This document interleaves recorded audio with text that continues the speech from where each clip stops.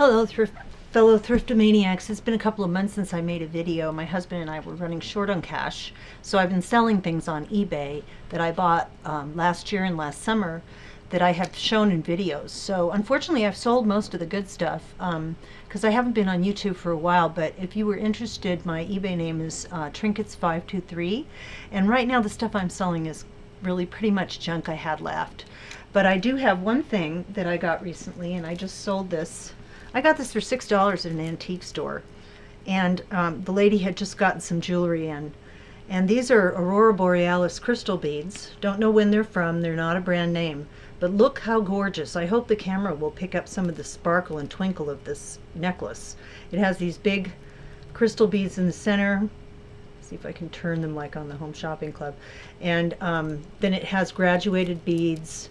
And the Aurora Borealis was invented in 1954. So anything made with Aurora Borealis was made after 1955. But this is pretty old-fashioned. It's got the extender right there. And then it's got this hook closure that you see in old necklaces. So anyway, I just sold that on eBay for $15. So I actually made a profit on that. I have this book called Vintage Jewelry that I got. It's by Lee Leschner, and it has pictures of my favorite period of time for vintage jewelry. And it's not the period of time that a lot of people collect, but it is my favorite period of time.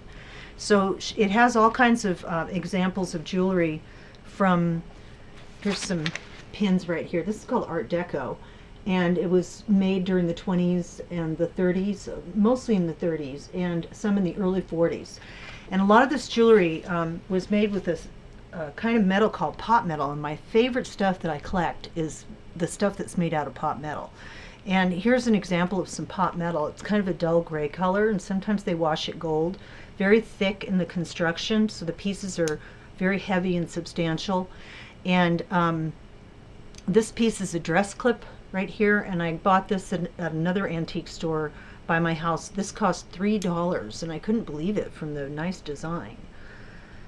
Anyway, my favorite thing to collect from that period of time is these beautiful floral pins that are made out of pot metal, enamel, and rhinestones.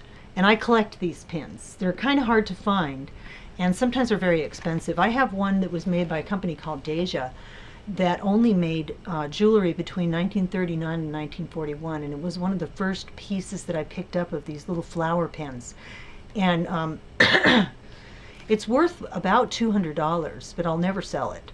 It's what's called a fur clip. It's got the little prongs that you put into your fur back in the 40s.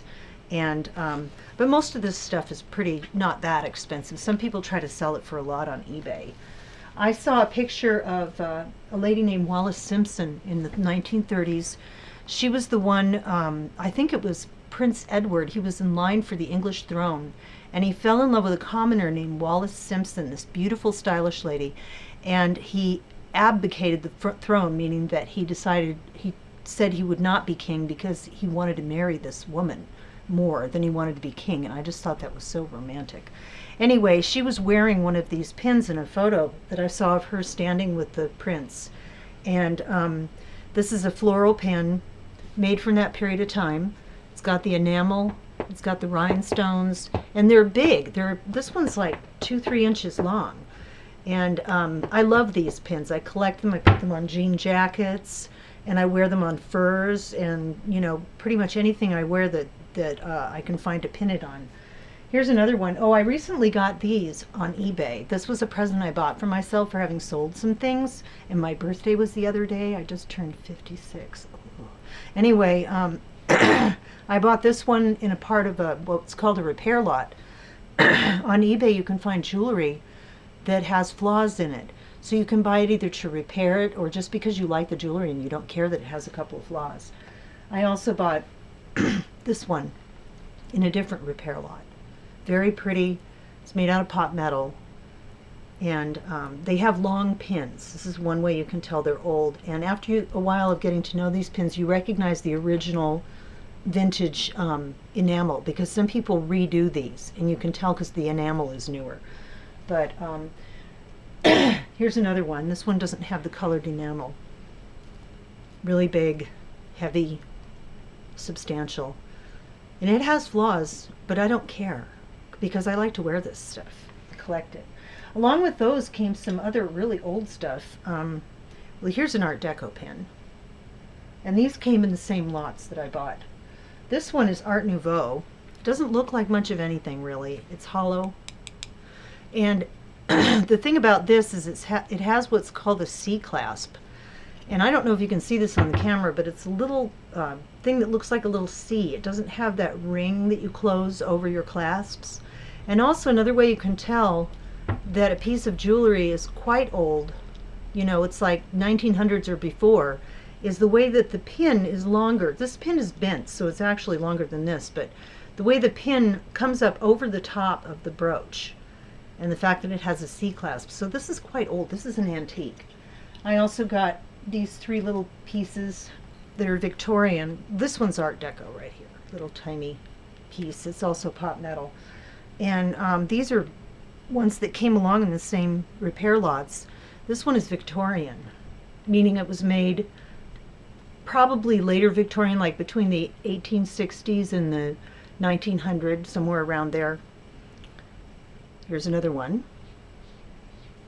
Some of the jewelry back then in the late 1800s was fairly small and modest. I really like Victorian stuff. I've said this before in videos. I love to wear stuff that a woman wore way, way back when, with her own styles back then, and I like to wonder, where did she get it? Excuse me. This is my newest acquisition. This is Milo, my new kitten. He came to the door and demanded to come in, and he's been living with us ever since. My husband calls him the little knucklehead because he's full of mischief, so I hope he doesn't jostle the camera.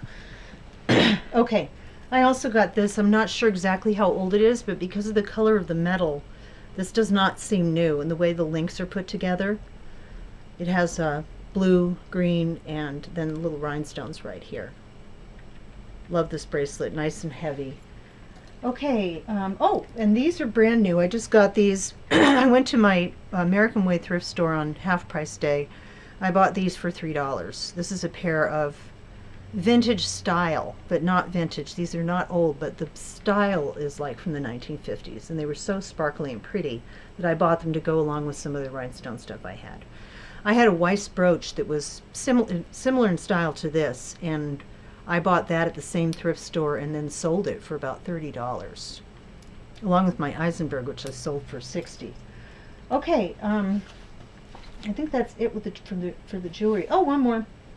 This is my little crane, also made of pot metal, probably from the late 30s, early 40s, and it came in the same repair lot where I got this one. So, okay, enough of the jewelry. Here's the only clothes that I bought recently.